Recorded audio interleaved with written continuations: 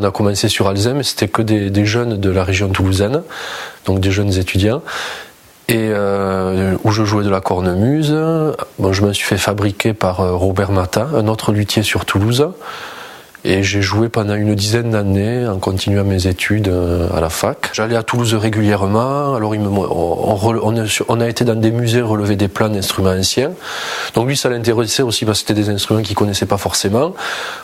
Je me suis fait fabriquer l'outillage pour faire les perces et ensuite j'allais lui montrer mon travail pour voir, il me disait ça c'est bien, ça ressemble à des barreaux de chaise, ça va pas, donc petit à petit et après jusqu'à voler par mes propres ailes et voilà, et puis là je travaille ici. Après on continue à faire de la musique ensemble, on a le duo Matarouche, donc cornemuse et hautbois d'Occitanie et des Pyrénées, où on joue sur des instruments qu'on a fabriqués. Donc on se voit régulièrement et là je lui remontre, il y a une dizaine de jours il est revenu à la maison, je lui ai montré un nouveau hautbois que j'avais fait là, un hautbois d'Aragon et voilà, il me donne toujours des conseils et on travaille un petit peu en partenariat, mais moi maintenant je lui en donne aussi. Je me permets de lui en donner.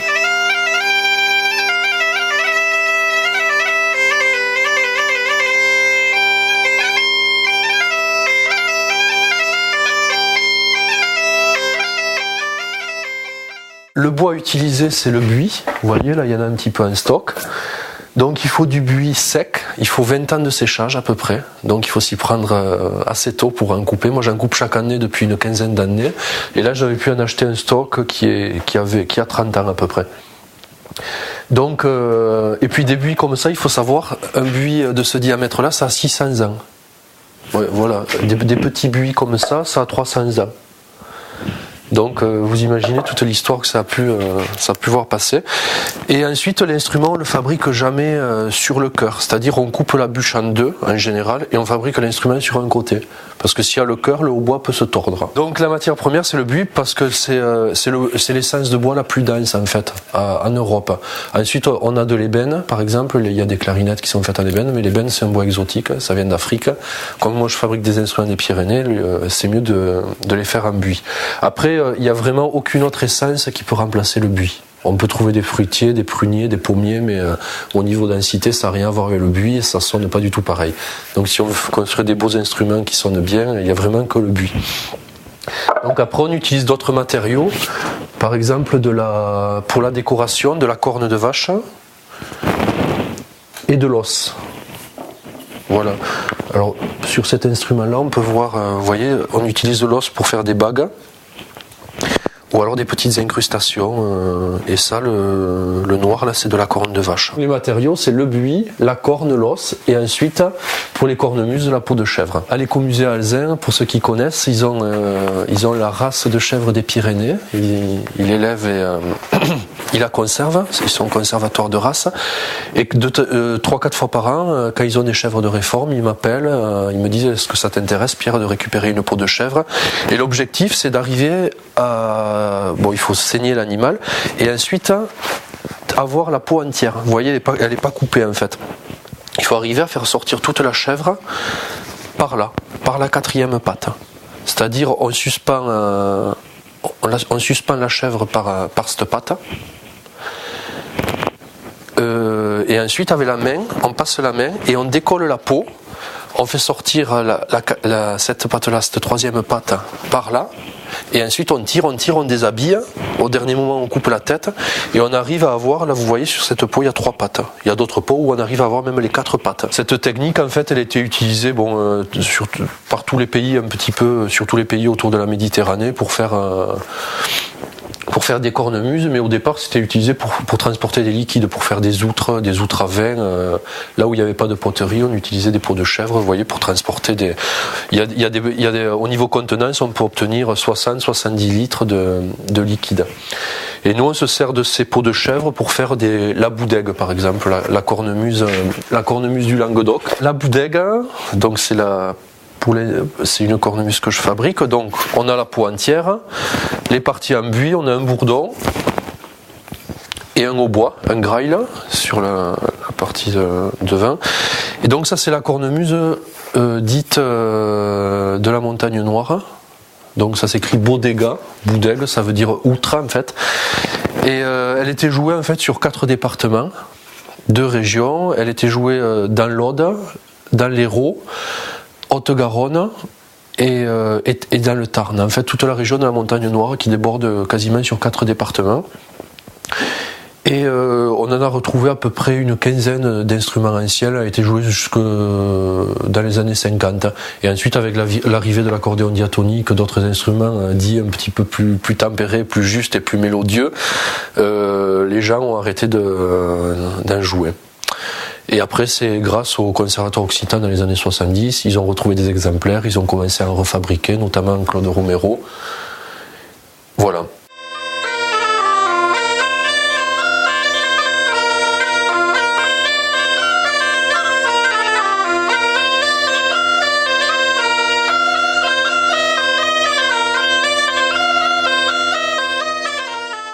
Dans les années 70, il y a eu le mouvement revivaliste, et ils ont refabriqué le hautbois d'Ariège, la cornemuse landaise, la boudègue, enfin un tas d'instruments. Et le clari, on savait qu'il existait, on en a retrouvé plein d'exemplaires, mais personne ne l'a refabriqué réellement. Donc tout le monde attendait plus ou moins quelque part que quelqu'un le refabrique.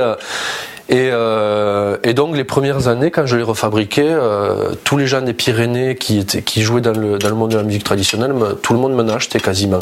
Alors les premières années, c'est facile parce que c'est un nouvel instrument et tout le monde le veut. Et après, il faut aller au-delà et en vendre. Par exemple, des claris, j'en vends beaucoup en Italie, dans les vallées occitanes italiennes, parce que là-bas ils n'ont pas de hautbois. Alors ils ont acheté ils ont des cornemuses, ils jouent de l'accordéon diatonique, d'un tas d'instruments, mais ils n'ont pas réellement de hautbois, et le clari ça leur va bien pour jouer dans leurs orchestres. Donc j'en vends beaucoup. Il y a même des écoles, il y a des gens qui enseignent le clari là-bas en Italie. Le clari, c'est un petit hautbois, ça c'est une copie qui est au musée de Lourdes.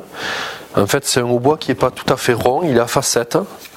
Le berger qui l'avait fabriqué, alors c'est un hautbois pastoral qui était joué dans la montagne en gardant les vaches.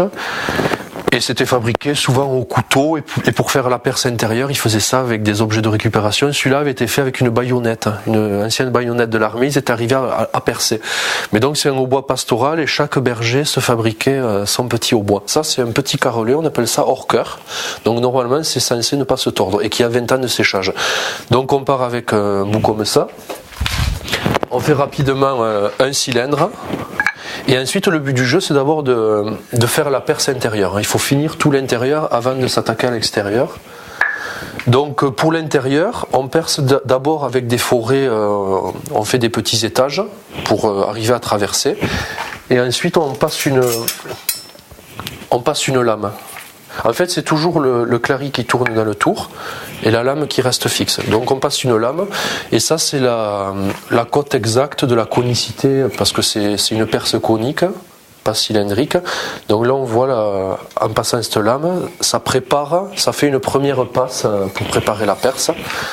Et ensuite, pour finaliser, on passe cet outil, ça c'est un alésoir, et ça finit juste de mater la perce, ça la finalise.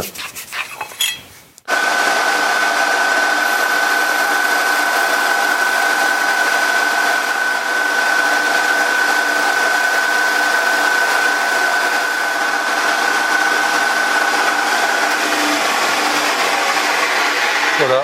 En fait, on tourne du bois, mais on utilise toujours des tours à métaux, parce que c'est très très précis. En fait, on peut travailler au dixième de millimètre ou même plus. C'est vraiment au moins au millimètre près, quoi.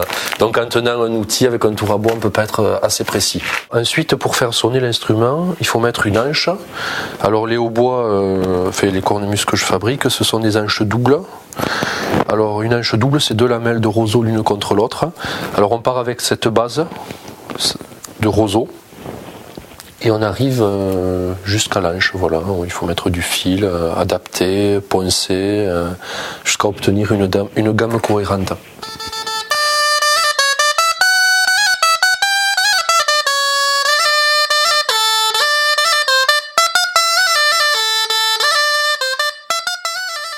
Le hautbois du Couserans, le hautbois d'Ariège.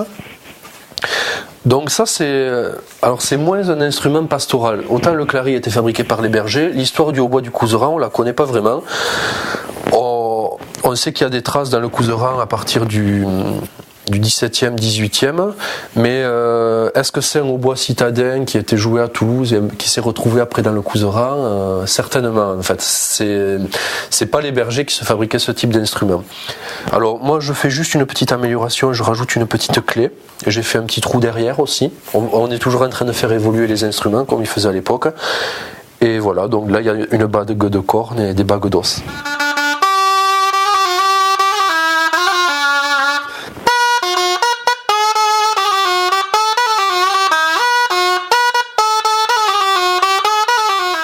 La trompa des Aragon, c'était joué entre le Val d'Aran et l'Aragon, à quelques kilomètres de la France, juste derrière Saint-Lary-Soulan, à 3 kilomètres de la France. Donc c'est un nouveau hautbois sur lequel je travaille.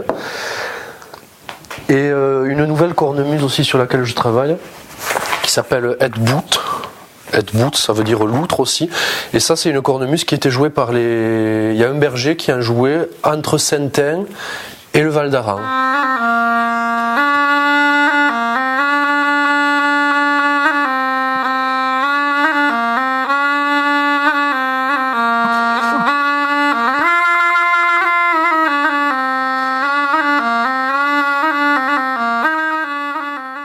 Ça, c'est la gaita des Botos, c'est une cornemuse aragonaise qui était jouée aussi à quelques kilomètres de la France. De temps en temps, elle était jouée côté français, juste derrière Saint-Lary-Soulan. Et la tradition, par rapport à cette cornemuse, elle était habillée avec une petite robe de petite fille, parce qu'il y avait un luthier qui a malheureusement perdu sa fille, et en hommage à ce monsieur, tous les musiciens ont mis une petite robe de petite fille, et la tradition est restée. Donc, la peau de chèvre est cachée par cette petite robe. Et après en Aragon, alors c'est un ami qui le fait, ils avaient la tradition aussi d'habiller les parties de bois avec de la peau de couleuvre. Donc ils continuent à le faire. L'été, ils essayent de trouver des couleuvres, ils pèlent le serpent, ils déshabillent, ils enlèvent la peau. Et ensuite, une fois que la cornemuse est terminée, ils enfilent la peau de serpent autour des parties de bois de l'instrument. Et la peau naturellement se rétracte, il n'y a pas de colle, il n'y a rien. Et puis après ça devient indestructible. Alors c'était un peu... Alors les femmes n'avaient pas le droit de jouer de la cornemuse, justement avec la peau de serpent, ça faisait un peu magie noire, un peu... Et après ça servait aussi à protéger le bois si la cornemuse tombait. Parce qu'on a retrouvé une cornemuse où il y avait 7 couches de peau de couleuvre, enfilées les unes sur les autres. Ça devient après très très très dur. Voilà, c'est une belle cornemuse aussi.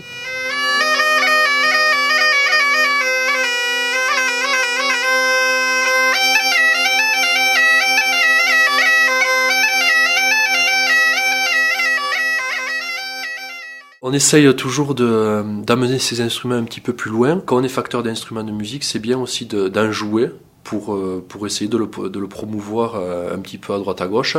Et c'est à travers tous nos groupes. Moi, par exemple, j'ai un groupe qui s'appelle Gadalzin. Bon, ça, c'est plutôt... ça pourrait être défini comme du jazz rock. Voilà. Bon, il n'y a pas de clari, mais il y a de la cornemuse. Ensuite, on a monté une nouvelle formation qui s'appelle la Fanfara Transpirenenca. Et là, c'est un échange entre des musiciens aragonais de Saragosse, des Bigourdans, de Tarbes et des Ariégeois. Voilà. Et on est 18 musiciens, on a monté une fanfare où on mélange les claris, donc des Pyrénées françaises, les dulcines, des Pyrénées aragonaises, des gaitas des Botos, des cornemuses, et on échange du répertoire. C'est une sorte un peu de jumelage musical, et ça nous permet de faire aller les instruments d'un côté et de l'autre des Pyrénées. Souvent ça interpelle les hautbois, les cornemuses, les gens nous demandent mais où c'est qu'on peut s'en procurer, où c'est qu'on peut en trouver. On n'en trouve pas au coin de la rue, au premier magasin de musique venu, quoi.